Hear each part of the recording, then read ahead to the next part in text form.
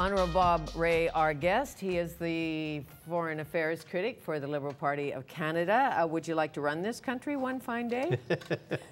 You take what you get. You take the cards you're dealt with. Right now, I'm very, very happy to be supporting our leader Michael Ignatieff and looking forward to an election whenever it comes. And I want to continue to play a role as part of the Liberal team. You spent some time with Michael Ignatieff in, I think, Kurdistan, yes, in Iraq. We did, yeah. What was that experience? Well, we were, that was when Michael was at Harvard and I was running the Forum of Federations, and the government of the sort of Kurdistan Authority, which it was at that time, as we were looking at transition, was very interested in looking at federal issues and a federal constitution for Iraq. So I actually went twice to Iraq, went with Michael to Kurdistan specifically, and then went back to Baghdad for 3 weeks in the summer of 2005 and worked with the National Assembly of Iraq on some of the issues that were facing them, and worked as an advisor to the UN office in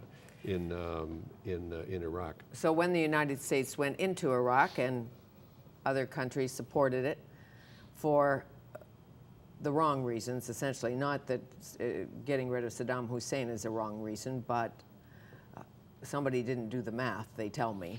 Well, I didn't. I was not a supporter of the invasion or intervention. I agreed with Mr. Chrétien and with Kofi Annan. I thought that the justification for the invasion was not there, and that there were other ways in which you would limit the power and scope of what Saddam Hussein could do.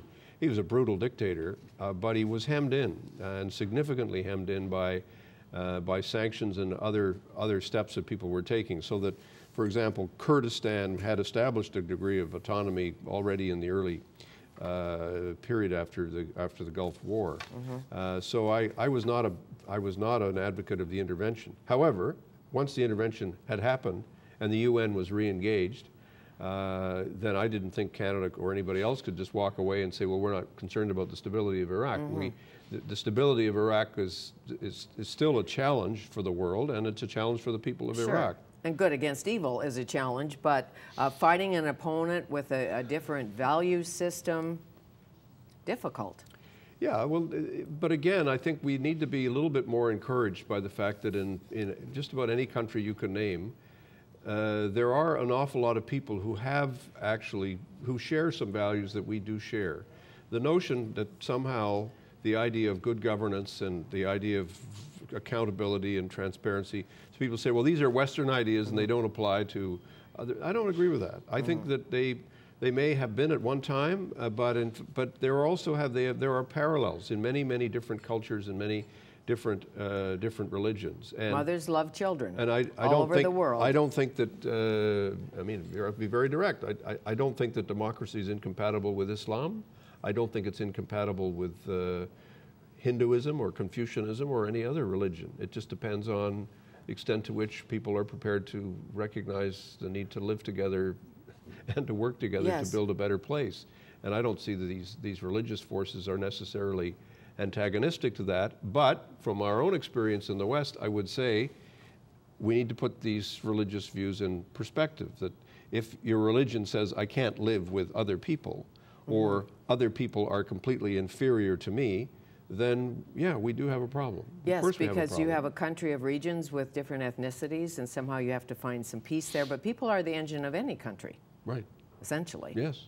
So as you look at what's happening today in Yemen and Tunisia and Egypt and Iraq, how worried are you? Or do you think it's Arab world unrest and there is an answer? Well, I mean, I don't think there are easy answers, and I think that there's always a very human desire for freedom and a human desire for democracy and greater accountability in government. And for work and for jobs that people don't have. There's also a human demand for security and for stability, and I think those are all human realities that we see in any given society. So yeah, there will be an urge for people to say we've got to find some practical solutions to these problems and have to find a way to be able to move on and provide some even in security. Countries where there's no tradition of democracy.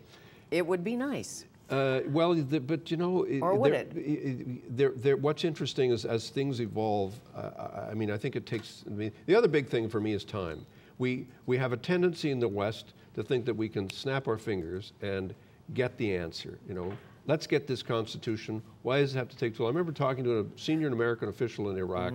He said to me, why does it take so long to get this Constitution done? You know, they can get it off a shelf. We all know what's in a Constitution. They're all the same. No. I said, guy, look, it took you 20 years before you finalized your Constitution, and then it took you another 70 years before you figured out that slavery was a bad idea. So, you know, these things are universally difficult to do, and in our own case, the struggle for democracy and accountability took a hell of a long time. And in our own country, election coming, not coming, certainly, as you know, they are starting to tour the press around, and the attack ads have hit. Is this Your Canada or Harper's Canada? So what do you think? I think we're in a period of deep political engagement, and I think it's likely that Good answer. I think it's likely that it will lead eventually to an election. Whether that's sooner or later, I don't know. But we're going to see heightened kind of people pawing the ground on all sides and smoke pouring out of people's nostrils, and that looks to me like we're heading to an election. As it should be. That's right. Now, one last question. I know you have to go. The United Arab Emirates, the fiasco with not giving them landing rights in Toronto. I'm confused about whether or not they just wanted to land in Toronto or fly across Canada to Vancouver. Oh, no. They don't want to fly. They don't want to. The cat's called cabotage. They don't want that. No, nobody's going to give them that. You know, I think that this thing needs to be put back on the rails. I don't think the government took the engagement really seriously, and I think that as a result, the relationship has been allowed to fester, and I think it's important to try to get the relationship back on track.